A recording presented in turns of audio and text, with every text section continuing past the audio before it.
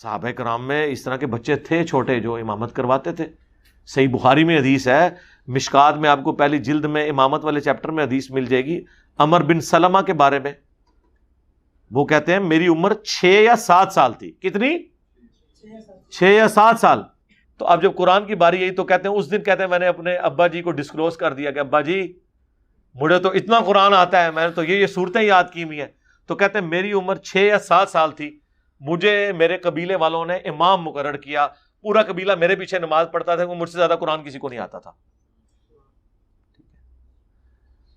تو وہ کہتے ہیں کہ لیکن غریب تھے ہم, کہتے ہیں میرے پاس ایک ہی چادر تھی, جب میں سجدے میں جاتا تھا تو بے پردگی ہو جاتی تھی.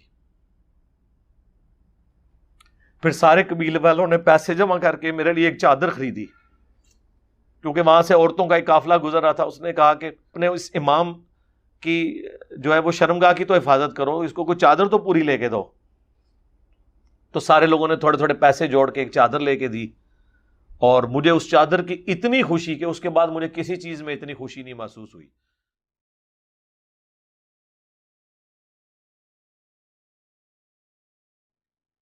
بخاری مسلم دونوں میں حدیث ہے, حضرت حسان ابن ثابت مسجد میں بیٹھ کے نعتیہ اشعار سنا رہے تھے, تو حضرت عمر وہاں سے گزرے, امیر المومنین تھے, روب تھا, سب کچھ تھا, زبان سے انہوں نے کچھ نہیں کہا, صرف انہوں نے یوں کھڑے ہو کے دیکھا.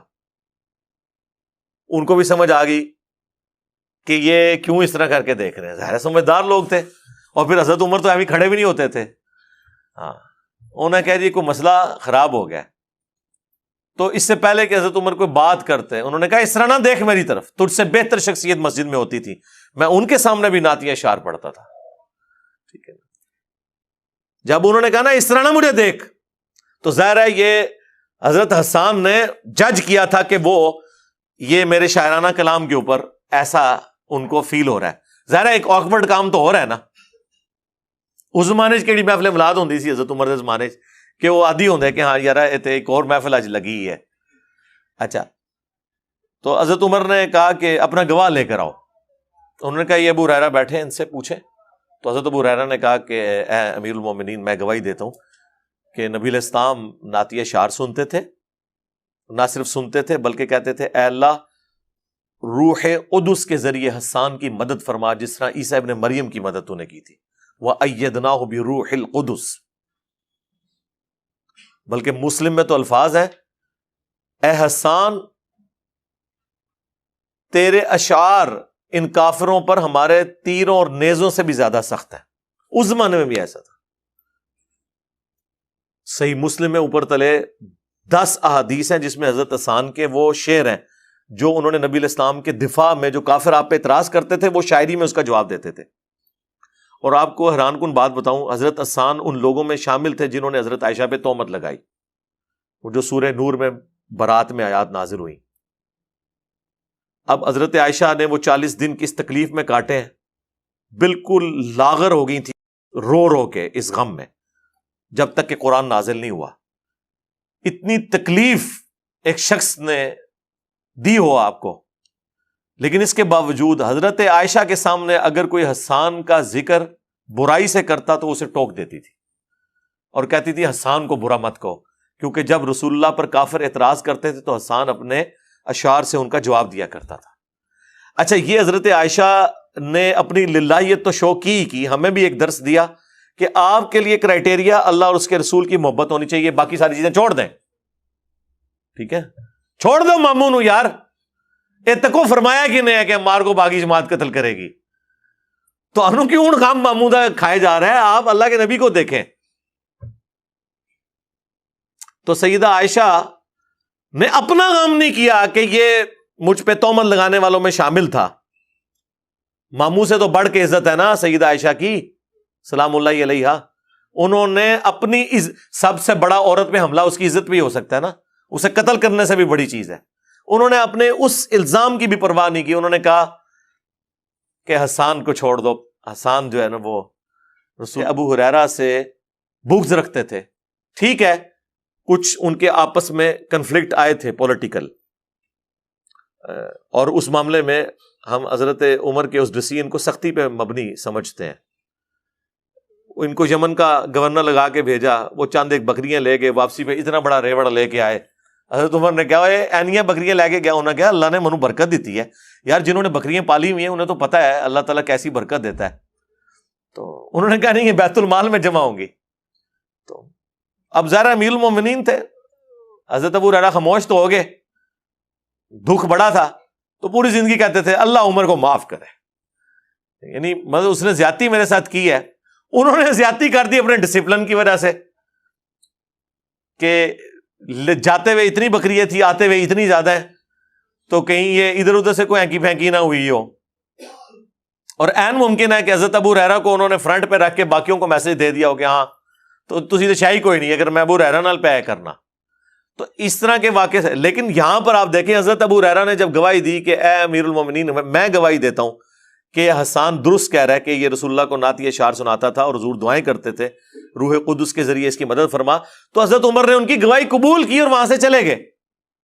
تو اگر حضرت عمر فاروق حضرت ابو ہریرہ کی باتیں قبول نہ کر رہے ہوتے, جس طرح کہ غالی رافضی کہتے ہیں کہ جی وہ ابو ہریرہ کی حدیثیں تو حضرت عمر نے قبول نہیں کی ہیں, تو یہ حضرت عمر نے ان کی حدیث قبول کی ہے, اتنی بڑی بات قبول کی ہے. انہوں نے تو نہیں کہا کہ میں تو کوئی سکہ راوی نہیں ہے, ایسی تو بات کوئی نہیں ہوئی. اور ایک اور رزلٹ بھی نکلا کہ کوئی بڑا شخص بھی چھوٹے سے سیکھ سکتا ہے. حضرت عمر اپنے سٹیٹس کے اعتبار سے بھی, دینی اعتبار سے بھی ایک بڑے تھے, لیکن انہیں چھوٹوں نے سکھایا کہ یہ اس طرح نہیں اس طرح. حضرت ابو ہریرہ تو 7 ہجری میں مسلمان ہوئے, حضور کی وفات سے 4 سال پہلے, اور حضرت عمر جو ہیں وہ ہجرت مدینہ سے بھی آلموسٹ 7 سال پہلے مسلمان ہوئے میں, یعنی کم از کم 14-15 سال کا اسلام قبول کرنے کا ڈفرنس ہے دونوں کا. لیکن حضرت ابو ہریرہ نے ان کو ایک بات بتائی. اچھا یہ بھی لوگ کہتے ہیں کہ حضرت ابو ہریرہ اتنی حدیثیں کیوں, اس پہ میں نے کافی دفعہ بولوں, حضرت ابو ہریرہ کے زمانے میں بھی لوگ کہتے تھے کہ ابو ہریرہ اتنی حدیثیں کیوں سناتا ہے. تو وہ پھر لوگوں کو کہتے تھے کہ اللہ کے بندو, ہمارے باقی ساتھی تو محنت مزدوری کرتے تھے اور میں اصحاب صفہ میں تھا, میں ہر وقت مسجد میں رہتا تھا, حضور سے سوالات کرتا تھا, حضور سے پوچھتا رہتا تھا, حضور سے سیکھتا رہتا تھا. اس لیے میں نے زیادہ ہی حدیثیں روایت کرنی ہے نا, کیونکہ میرا زیادہ وقت نبی علیہ السلام کے ساتھ گزرا ہے ان 4 سالوں کے اندر جب انہوں نے اسلام قبول کیا. تو یار 1 یا 2 پوڈ کاسٹ میرے ساتھ لوگ کر کے چلے جاتے ہیں نا, کئی سال تک اس کے کلپ بناتے رہتے ہیں, ہے کہ نہیں؟ اب آپ یہ کہیں گے کہ یار وہ تو 1 یا 2 دفعہ علی بھائی کو ملا ہے, اس کے بعد اتنا علم کہاں سے آ گیا؟ بھائی اللہ کے بندو, وہ 4 گھنٹے میرے ساتھ لگا کے گیا ہے. آپ ذرا امیجن کریں کہ حضرت ابو ہریرہ سال ہا سال اگر پورا دن مسجد میں ہے اور حضور سے گپ شپ کرتے ہیں, تو کتنی پوڈ کاسٹ ریکارڈ کی ہے انہوں نے اپنے دماغ کے اندر. اس سے بڑھ کر حضور کی دعا, بخاری مسلم میں حدیث, حضرت ابو ہریرہ کہتے ہیں کہ ایک دن رسول اللہ نے فرمایا کون ہے جو اپنی چادر بچھائے اور اس کے بعد کبھی نہ بھولے جو کچھ مجھ سے سنے. تو کہتے ہیں سب سے پہلے میں نے اپنی چادر پھینکی تو نبی علیہ السلام نے یوں ہوا میں کر کے یوں رکھا اور کہا اسے سینے سے لگا. انہوں نے سینے سے لگایا, اس کے بعد انہوں نے کبھی کوئی حدیث نہیں بھولے. اب یہ اتنا بڑا معجزہ نبی علیہ السلام کا ظاہر ہوا, یہ معجزہ ہے, یہ اسباب میں چیز داخل نہیں ہے. مطلب کسی کو ذہانت کوئی دے سکتا ہے, کریمنگ پاور دے سکتا ہے, یہ اللہ کا معجزہ ظاہر ہوا. اور وہ کہتے ہیں اس کے بعد تو میں نے جو کچھ حضور سے سنا, ایک حدیث میں یوں بھی آیا ہے جس طرح میں نے بیان کیا بخاری مسلم میں, اور ایک حدیث مسلم میں یوں آیا ہے کہ انہوں نے حضور سے شکایت کی کہ یا رسول اللہ میری یاداشت کا مسئلہ ہے. تو آپ علیہ السلام نے کہا کہ اپنی چادر بچھاؤ, پھر آپ نے یوں کر کے یوں رکھا اور کہا اسے سینے سے لگاؤ. کہتے ہیں میں کبھی نہیں بھولا. لیکن ایک بات یاد رکھیے گا, بہرحال لکھنے کو پھر بھی پرائورٹی ہے. صحیح بخاری میں حدیث ہے, حضرت ابو ہریرہ خود کہتے ہیں کہ مجھ سے زیادہ حدیثیں عبداللہ بن عمر بن عاص کو آتی ہیں, کیونکہ میں زبانی یاد رکھتا ہوں اور عبداللہ بن عمر بن عاص لکھ لیتے ہیں. حضرت ابو ہریرہ خود کہہ رہے ہیں کہ مجھ سے زیادہ حدیثیں کسے آتی ہیں؟ عبداللہ بن عمر بن عاص کو, کیونکہ وہ لکھ کے یاد کرتے ہیں, میں زبانی یاد کرتا ہوں. بھائیو وہ حدیث میں آپ کو ورڈ بائی ورڈ پڑھ کے سناتا ہوں جو بخاری اور مسلم دونوں میں موجود ہے. سورہ التوبہ کی آیت نمبر 118 کے کانٹیکسٹ میں, کعب بن مالک کی توبہ کا بیان، یہ صحیح بخاری میں باقاعدہ امام بخاری نے باب باندھا ہے، اور اس حدیث کا انٹرنیشنل نمبر ہے 4418، اور یہ حدیث مسلم میں بھی ہے 7016۔ ورڈ بائی ورڈ میں یہ حدیث بیان کروں گا، کیونکہ اس کی رکت اسی میں ہے کہ میں اسے لفظ با لفظ بیان کروں، آپ اس تکلیف کا احساس کریں جس سے کعب بن مالک گزرے، اور پھر الٹیمیٹلی ان کی توبہ قبول ہوئی، اور ایسی توبہ قبول ہوئی کہ قیامت تک قرآن میں ان کی توبہ کا ذکر ہے کہ اللہ نے قبول کی، اور اس کی وجہ سے اس سورت کا نام سورہ توبہ ہے، جب وہ غزوہ تبوک سے پیچھے رہ گئے۔ یہ ان کا بیٹا ہے عبداللہ، وہ اس حدیث کو بیان کرتا ہے۔ امام بخاری نے چند واسطوں سے ان کے بیٹے سے یہ حدیث لی ہے۔ وہ عبداللہ اور اس بیٹے کا ذکر امام بخاری نے کیا کہ جب کعب رضی اللہ تعالیٰ عنہ نابینا ہو گئے تو ان کے بیٹوں میں سے عبداللہ ہی تھا جو ان کو راستے میں پکڑ کر چلایا کرتا تھا، مسجد تک لے جاتا تھا۔ وہ عبداللہ بیان کرتا ہے کہ میں نے اپنے والد کعب بن مالک سے ان کے غزوہ تبوک میں شریک نہ ہو سکنے کا واقعہ سنا، تو انہوں نے بتایا کہ غزوہ تبوک کے سوا اور کسی غزوہ میں ایسا نہیں ہوا تھا کہ میں رسول اللہ کے ساتھ شریک نہ ہوا ہوں، البتہ غزوہ بدر میں بھی میں شریک نہ ہو سکا، لیکن جو لوگ غزوہ بدر میں شریک نہیں ہو سکے ان کے متعلق آپ صلی اللہ علیہ وآلہ وسلم نے کسی قسم کی ناراضگی کا اظہار نہیں فرمایا تھا، کیونکہ وہ آپشنل تھا۔ وہ اب ذکر بھی آ رہا ہے، کیونکہ آپ صلی اللہ علیہ وآلہ وسلم اس موقع پر صرف قریش کے قافلے کی تلاش میں نکلے تھے، لیکن راستے میں اللہ تعالیٰ کے حکم سے کسی پہلی تیاری کے باوجود اللہ تعالیٰ نے ان کو دشمنوں کے ساتھ ٹکروا دیا۔ وہ موجزانہ طور پہ ہوا تھا، کیونکہ وہ بدر کے لیے نکلے، ورنہ تو یہ بھی ساتھ شامل ہوتے۔ میں لیلہ عقبہ میں رسول اللہ کی خدمت میں حاضر ہوا تھا، یعنی وہ مدینہ کے لیے جو ہجرت کے لیے جن چند ساتھیوں نے انصار مدینہ نے راہ ہموار کی تھی ان میں یہ شامل تھے، جو نبی الاسلام کی زندگی کا ایک ٹرننگ پوائنٹ تھا، ایک الٹرنیٹو بیس مل گیا۔ تو کہتے ہیں میں اس رات موجود تھا۔ یہ وہی رات ہے جس میں ہم نے مکہ میں اسلام کے لیے عہد کیا تھا، اور مجھے تو یہ غزوہ بدر سے بھی زیادہ عزیز ہے۔ اوئے خائے خائے، اگرچہ بدر کا لوگوں کی زبانوں پر چرچا زیادہ ہے، میرا واقعہ یہ ہے کہ میں اپنی زندگی میں کبھی اتنا قوی اور اتنا صاحب مال نہیں ہوا تھا جتنا غزوہ تبوک کے موقع پر، جبکہ میں آپ صلی اللہ علیہ وآلہ وسلم کے ساتھ تبوک کے غزوے میں شریک نہ ہو سکا۔ خدا کی قسم اس سے پہلے کبھی میرے پاس 2 اونٹ بھی جمع نہیں ہوئے تھے، لیکن اس موقع پر میرے پاس 2 اونٹ تھے۔ آپ صلی اللہ علیہ وآلہ وسلم جب کسی غزوے کے لیے تشریف لے جاتے تو آپ ذو معنی الفاظ استعمال کیا کرتے تھے، یعنی کوڈ ورڈز جن کے 2 معنی بنتے ہیں۔ وہ بخاری مسلم میں آیا کہ نبی الاسلام کہتے تھے کل ہم مشرق کی طرف جائیں گے، اور صحابہ کہتے ہیں ہم سمجھتے تھے کہ ہم نے مغرب کی طرف جانا ہے، تاکہ جو منافقین ہیں وہ ہماری خبر لیک نہ کر سکیں۔ لیکن غزوہ تبوک وہ موقع تھا کہ گرمی بڑی سخت تھی، سفر بہت لمبا تھا، ریگستانی سفر تھا، اور دشمن کی فوج بھی کثرت سے تھی، رومن امپائر، 700 کلومیٹر ریگستانی سفر، تمام مشکلات سامنے تھیں۔ اس لیے آپ صلی اللہ علیہ وآلہ وسلم نے مسلمانوں سے اس غزوے کے متعلق بہت تفصیل کے ساتھ بتا دیا تھا۔ یعنی یہ ظاہر ایک مشکل وقت تھا تو حضور نے کھول کے بیان کیا کہ بھائی ادھر ہی جا رہے ہیں، یعنی مطلب یہ ہے کہ جو یہ نعرے لگاتے ہیں نا کہ غلامی رسول میں موت بھی قبول ہے اور ٹکٹ کٹا لے اپنا، تاکہ اس کے مطابق پوری طرح تیاری کر لیں۔ چنانچہ آپ صلی اللہ علیہ وآلہ وسلم نے اس کی سمت بھی نشاندہی کر دی جدھر سے آپ کے جانے کا ارادہ تھا۔ مسلمان بھی آپ علیہ السلام کے ساتھ بہت زیادہ تھے، اتنے کہ کسی رجسٹر میں سب کے ناموں کا لکھنا بہت مشکل تھا۔ کعب کہتے ہیں کہ کوئی بھی شخص اگر اس غزوے میں شریک نہ ہونا چاہتا تو وہ خیال کر سکتا تھا کہ اس کی غیر حاضری کا کسی کو پتہ نہیں چلے گا سوائے اس کے کہ اس کے متعلق وحی نازل ہو۔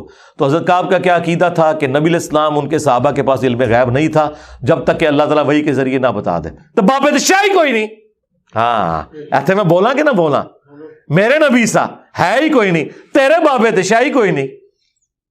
اور یہ عقیدہ صحابہ کا کہ علم غیب یہ ہے کہ اللہ بتائے۔ آپ صلی اللہ علیہ وآلہ وسلم جب اس غزوے کے لیے تشریف لے جا رہے تھے تو پھل پکنے کا زمانہ تھا اور سایہ میں بیٹھ کر لوگ آرام کرتے تھے۔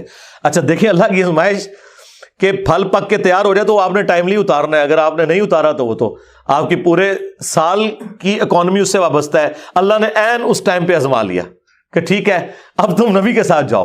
اب بعد میں بھی بھوک نظر آ رہی ہے، کہتے ہیں لوگ بیٹھ کے نہ چوراہوں پہ یہی باتیں کرتے تھے۔ آپ صلی اللہ علیہ وآلہ وسلم بھی تیاریوں میں مصروف تھے اور آپ کے ساتھ مسلمان بھی، لیکن میں روزانہ سوچا کرتا تھا کہ کل سے میں بھی تیاری کروں گا۔ وہی جو آج کہتے ہیں جی کل تو انشاءاللہ داڑھی بھی رکھ لینی ہے، بس میرے بچیوں کے ہاتھ پیلے ہو جائے تو میں تو مسجد میں ہی بیٹھا رہوں گا، یہ وہی چیز ہے، یہ ہر انسان پہ اسے طول عمل کہتے ہیں، لمبی امیدیں لگانا۔ میں روزانہ اسے ٹالتا رہا، مجھے اس کا یقین تھا کہ میں تیاری کر لوں گا، مجھے آسانیاں میسر تھی، یوں ہی وقت گزرتا رہا اور آخر لوگوں نے اپنی تیاریاں بھی مکمل کر لی اور آپ صلی اللہ علیہ وآلہ وسلم مسلمانوں کو ساتھ لے کر روانہ بھی ہو گئے۔ اس وقت تک میں نے کوئی تیاری نہیں کی تھی، اس موقع پر میں نے اپنے دل کو یہی سمجھایا کل یا پرسوں تک تیاری کر لوں گا، پھر لشکر سے تیزی سے جا کر مل جاؤں گا۔ کوچ کے بعد دوسرے دن بھی میں نے تیاری کے لیے سوچا لیکن کچھ نہ ہو سکی، پھر تیسرے دن سوچا اور اس دن بھی کوئی تیاری نہ ہو سکی، اور یوں وقت گزرتا گیا اور اسلامی لشکر بہت آگے بڑھ گیا۔ غزوہ میں میرے شرکت کے لیے بات اب دور کی بات ہو گئی اور میں یہی ارادہ کرتا رہا کہ یہاں سے چل کر اب ان تک نہیں پہنچ سکوں گا۔ تھیندے تھی گیا، کاش میں نے ایسا کر لیا ہوتا، لیکن یہ میرے نصیب میں نہیں تھا۔ اچھا، جرم ہو جانے کے بعد آپ یہ کہہ سکتے ہیں میری تقدیر میں یہ لکھا تھا، پہلے نہیں۔ ہاں، وہ تو پھر اللہ پہ آپ بہتان مان دیں گے نا کہ میں نماز اس لیے نہیں پڑھ رہا کہ اللہ نے میرا مقدر کیا ہے کہ میں اگلی نماز نہ پڑھوں، نہ۔ ہاں، بعد میں آپ کہہ سکتے ہیں کہ میری تقدیر میں لکھا تھا کہ میں اتنا بدبخت ہوں کہ میں نماز چھوڑوں گا، اور وہ چھوڑوں گا اپنی مرضی سے، اللہ نے تو اپنے علم سے فورسی کیا ہے۔ آپ صلی اللہ علیہ وآلہ وسلم کے تشریف لے جانے کے بعد جب میں باہر نکلتا تو مجھے بڑا دکھ ہوتا، اوئے ہوئے، کیونکہ یا تو وہ لوگ نظر آتے تھے جن کے چہروں سے نفاق ٹپکتا تھا، ہاں، اب پیچھے رہنے والے تو وہ تھے جو ہے ہی منافقین تھے شکلوں سے، ٹھیک ہے، یا پھر وہ لوگ تھے جنہیں اللہ نے معذور اور ضعیف قرار دے کر معاف کر دیا تھا۔ وہ سورہ التوبہ میں 92 نمبر آیت میں گزرا ہے نا کہ وہ لوگ پھر رسول اللہ سے اس حال میں واپس ہوتے ہیں کہ ان کی آنکھیں آنسوؤں سے تر ہوتی ہیں کہ نہ حضور انہیں کوئی سواری دے سکتے ہیں، غریب لوگ ہیں، اور وہ لوگ بھی جو مریض ہیں ان کو اللہ تعالیٰ نے اس حوالے سے چھٹکارا دے دیا۔ آپ صلی اللہ علیہ وآلہ وسلم نے میرے بارے میں کسی سے کچھ نہیں پوچھا، لیکن جب آپ تبوک پر پہنچے تو وہیں ایک مجلس میں آپ نے دریافت کیا کہ کعب نے کیا کیا۔ آپ نظروں میں تو تھا نا جی، خاص بندے جو ہوتے ہیں وہ نظروں میں تو ہوتے ہیں، یعنی یہ تو ایکسپیکٹ ہی نہیں نہ کیا جا سکتا کہ مین ٹیم ممبر پیچھے رہ جائے، تو اس سے اندازہ لگائے کہ حضرت کعب بن مالک کو چھوٹے بندے نہیں تھے۔ بنو سلمہ کے ایک صاحب نے کہا یا رسول اللہ اس کے غرور نے اسے آنے نہیں دیا۔ اس پر حضرت معاذ ابن جبل بولے تم نے بری بات کہی، یا رسول اللہ خدا کی قسم ہمیں ان کے متعلق خیر کے سوا اور کچھ معلوم نہیں۔ تو نبی علیہ السلام نے اس کے جواب میں کچھ نہیں فرمایا۔ دیکھیں انہوں نے پوری رپورٹ لی ہے پیچھے سے کہ کیا کچھ ہوتا رہا وہاں، اب حضور نے کوئی ورڈنگ دی، ظاہر ہے نبی علیہ السلام کو بھی غصہ تھا۔ کعب بن مالک رضی اللہ تعالیٰ نے بیان کیا کہ جب مجھے معلوم ہوا کہ نبی علیہ السلام واپس تشریف لا رہے ہیں تو اب مجھ پر فکر سوار ہونے لگی اور میرا ذہن کوئی ایسا جھوٹا بہانہ تلاش کرنے لگا جس سے میں کل حضرت کی ناراضگی سے بچ سکوں۔ دیکھیں وہ بھی عام انسان تھے، اتنے اولو العزم صحابہ، لیکن ظاہر نفس تو ہر بندے کے ساتھ لگا ہے، وہ بھی سوچ رہے ہیں کہ یار چلو میں بہانہ کر لوں گا، کوئی مجبوری تھی۔ اوئے ہوئے ہوئے ہوئے، اپنے گھر کے ہر عقل مند آدمی سے اس کے متعلق میں نے مشورہ بھی کی، لیکن جب مجھے معلوم ہوا کہ نبی علیہ السلام مدینے سے بالکل قریب آ چکے ہیں تو غلط خیالات میرے ذہن سے بالکل نکل گئے اور مجھے یقین ہو گیا کہ اس معاملے میں جھوٹ بول کر اپنے آپ کو کسی طرح محفوظ نہیں کر سکتا، چنانچہ میں نے سچی بات کہنے کا پختہ ارادہ کر لیا۔ صبح کے وقت حضرت جب تشریف لائے تو آپ صلی اللہ علیہ وآلہ وسلم جب کسی سفر سے واپس آتے تھے تو آپ کی یہ مبارک عادت تھی کہ پہلے مسجد میں تشریف لے جا کر 2 رکعت نوافل پڑھتے، پھر لوگوں کے ساتھ مجلس میں بیٹھتے۔ جب آپ اس عمل سے فارغ ہو چکے تو آپ کی خدمت میں لوگ آنے لگے جو غزوہ میں شریک نہیں ہوئے تھے اور قسم کھا کھا کر اپنے عذر بیان کرنے لگے، اور ایسے لوگوں کی تعداد 80 کے قریب تھی، یعنی 80 لوگ ایسے تھے جو جھوٹے بہانے لگا رہے تھے۔ آپ صلی اللہ علیہ وآلہ وسلم نے ان کے ظاہر کو قبول فرما لیا اور ان سے دوبارہ سے عہد بھی لے لیا، ان کے لیے دعائے مغفرت بھی کی۔ دیکھو جی، آپ لوگ تو کہتے ہیں کوئی بزرگ دعا کر دے، حضور نے بھی دعائے مغفرت کر دی ہے، لیکن اللہ نے کراس پھیر دیا ہے۔ ہاں، یہ ذہن میں رکھیں، آپ نے بہانہ بھی قبول کر لیا، دوبارہ سے بیعت بھی کر لی، چلو تجدید عہد بھی ہو گیا جی، اگر بیعت ٹوٹ گئی تو دوبارہ ہو گئی، اور دعا بھی کر دی اور ان کے باطن کو اللہ کے سپرد کر دیا۔ کیا بات ہے جی، یہ میرے نبی کا ہی جگر ہے جی، شکلوں سے بھی پہچان لیا ہے، صحابہ اگر پہچان ہے کا باطن کا معاملہ اللہ جانے، اس کے بندے جانے۔ اس کے بعد میں حاضر ہوا، میں نے سلام کیا تو آپ علیہ السلام مسکرائے، آپ کی مسکراہٹ میں ناراضگی تھی. آپ نے فرمایا آؤ. میں چند قدم چل کر آپ کے سامنے بیٹھ گیا. آپ نے مجھ سے دریافت کیا کہ تم غزوہ میں کیوں شریک نہیں ہوئے؟ کیا تم نے کوئی سواری نہیں خریدی تھی؟ میں نے عرض کیا میرے پاس سواری موجود تھی. اللہ کی قسم اگر میں آپ کے سوا کسی دنیا دار شخص کے سامنے آج بیٹھا ہوتا تو کوئی نہ کوئی بہانہ کر لیتا اور اس کی ناراضگی سے بچ جاتا.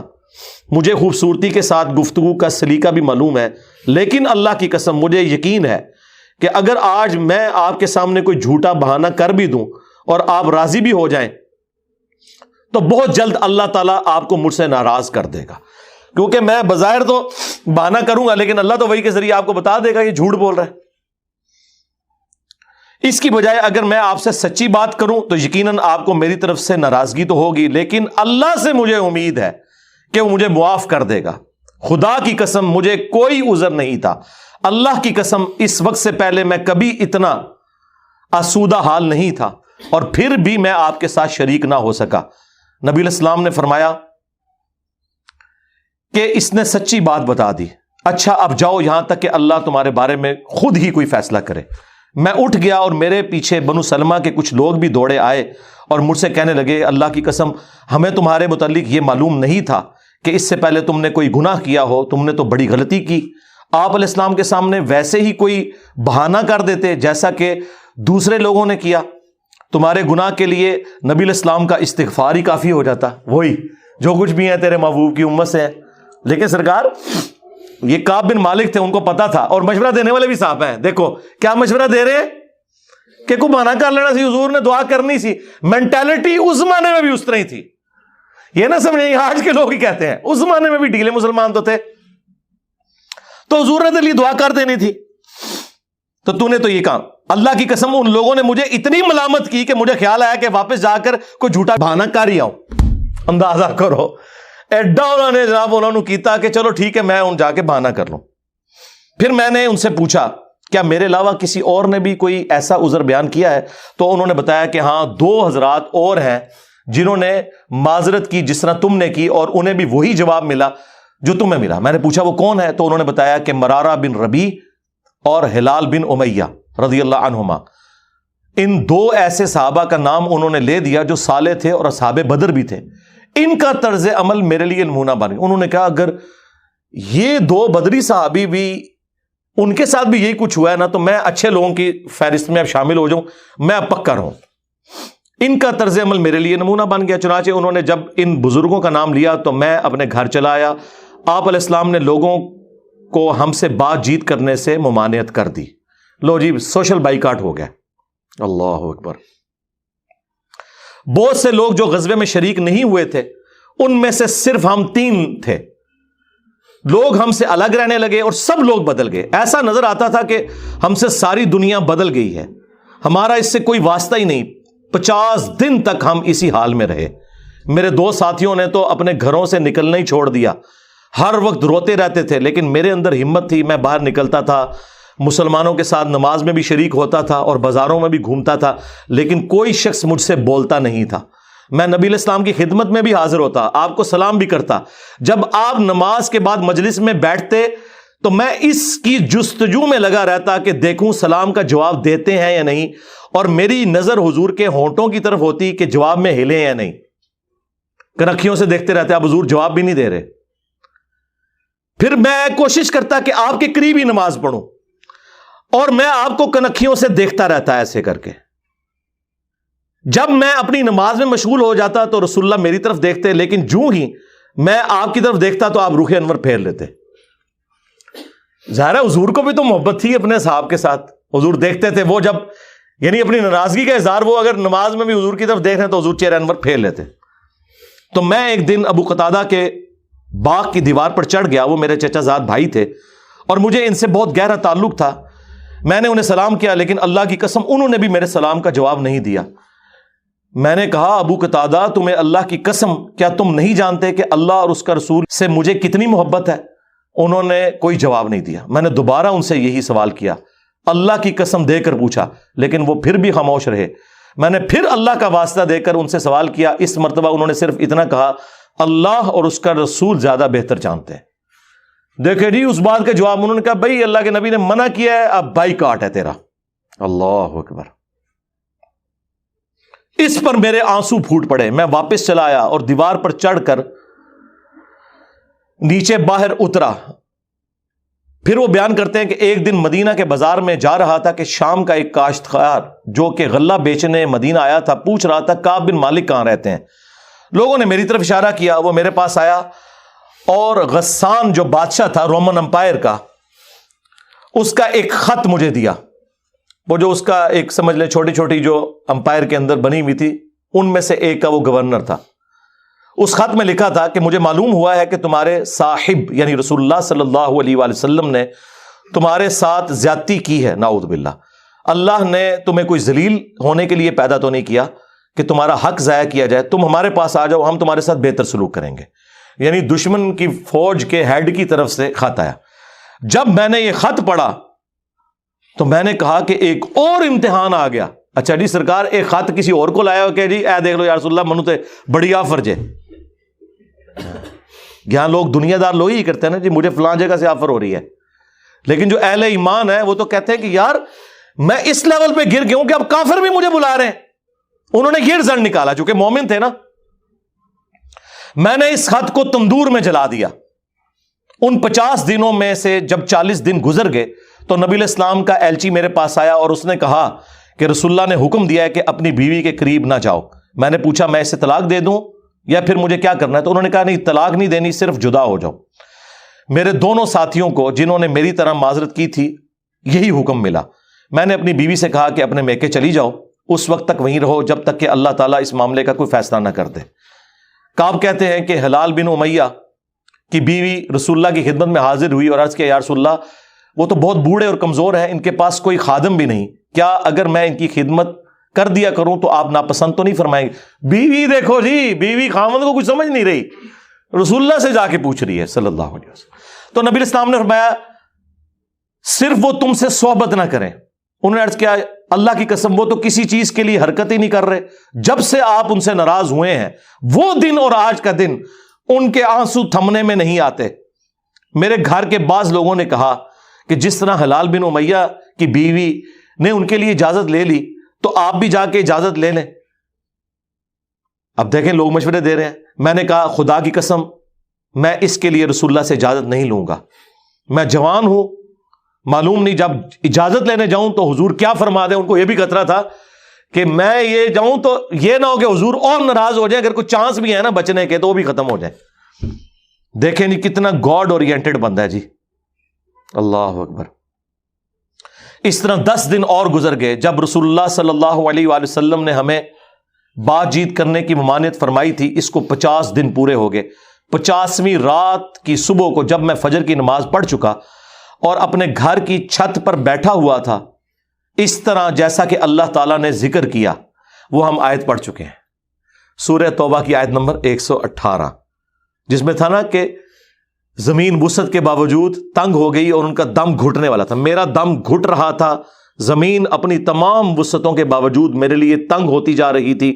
میں نے ایک پکارنے والے کی پکار سنی جو سلع کی پہاڑی پر چڑھ کر بلند آواز سے کہہ رہا تھا اے کعب بن مالک تمہیں بشارت ہو، اے کعب بن مالک تمہیں بشارت ہو۔ انہوں نے بیان کیا کہ یہ سنتے ہی میں سجدے میں گر پڑا اور مجھے یقین ہو گیا کہ اب اللہ کی طرف سے فراخی ہو جائے گی۔ فجر کی نماز کے بعد رسول اللہ صلی اللہ علیہ وآلہ وسلم نے اللہ کی بارگاہ میں ہماری توبہ کی قبولیت کا اعلان کر دیا۔ لوگ میرے پاس بشارت دینے کے لیے آنے لگے اور میرے 2 ساتھیوں کو بھی جا کر بشارت دی۔ ایک صاحب زبیر بن عوام اپنا گھوڑا دوڑاتے ہوئے آئے، ادھر قبیلہ اسلم کے ایک صحابی نے پہاڑی پر چڑھ کر آواز دی اور وہ آواز گھوڑے سے زیادہ تیز تھی۔ جن صحابی نے پہاڑی سے آواز دی تھی جب وہ میرے پاس بشارت دینے آئے تو میں نے اپنے دونوں کپڑے اتار کر بشارت کی خوشی میں انہیں دے دیے۔ اللہ کی قسم اس وقت ان 2 کپڑوں کے سوا دینے کے لیے میرے پاس اور کچھ نہ تھا۔ پھر میں نے ابو قتادہ سے 2 کپڑے ادھارے مانگے اور رسول اللہ کی خدمت میں حاضر ہوا۔ جوگ در جوگ لوگ مجھ سے ملاقات کرتے جا رہے تھے اور مجھے توبہ کی قبولیت پر بشارت دیتے جا رہے تھے۔ اللہ کی بارگاہ میں توبہ کی قبولیت مبارک ہو۔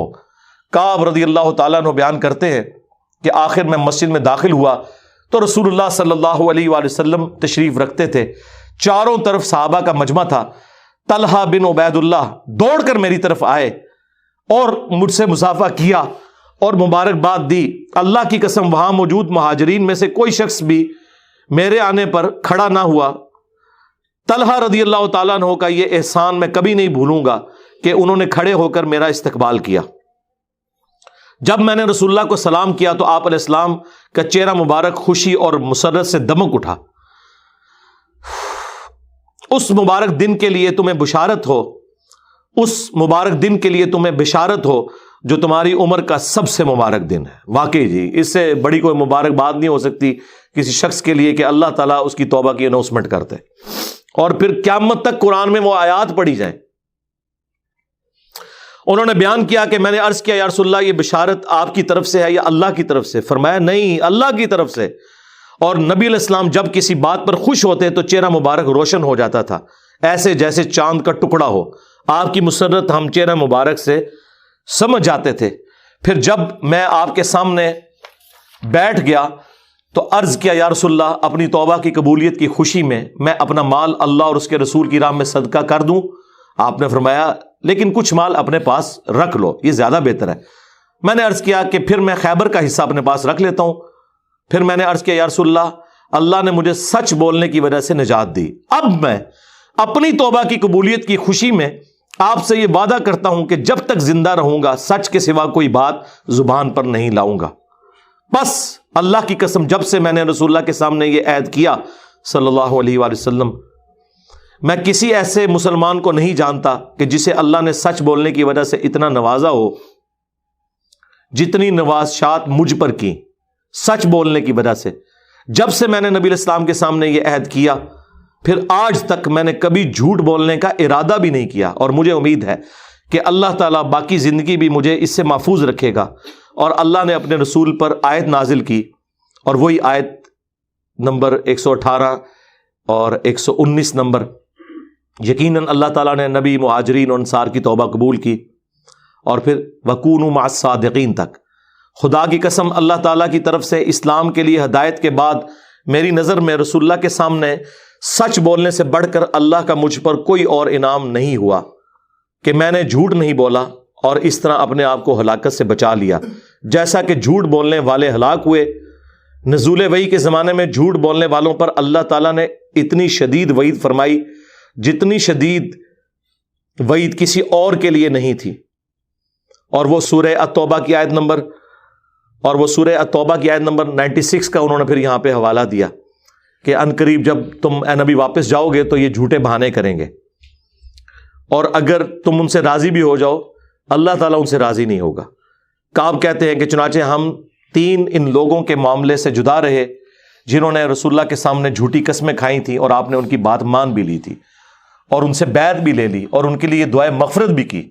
ہمارا معاملہ رسول اللہ نے چھوڑ دیا اور اللہ نے خود اس کا فیصلہ کیا، اور پھر اللہ تعالیٰ نے یہ آیت نازل کی جو ہم نے یہ پڑھی سورہ التوبہ کی آیت نمبر 118، وَعَلَى الثَّلَاثَةِ الَّذِينَ خُلِّفُوا حَتَّى إِذَا ضَاقَتْ عَلَيْهِمُ الْأَرْضُ بِمَا رَحُبَتْ وَضَاقَتْ عَلَيْهِمْ أَنفُسُهُمْ وَظَنُّوا أَن لَّا مَلْجَأَ مِنَ اللَّهِ إِلَّا إِلَيْهِ ثُمَّ تَابَ عَلَيْهِمْ لِيَتُوبُوا إِنَّ اللَّهَ هُوَ التَّوَّابُ الرَّحِيمُ۔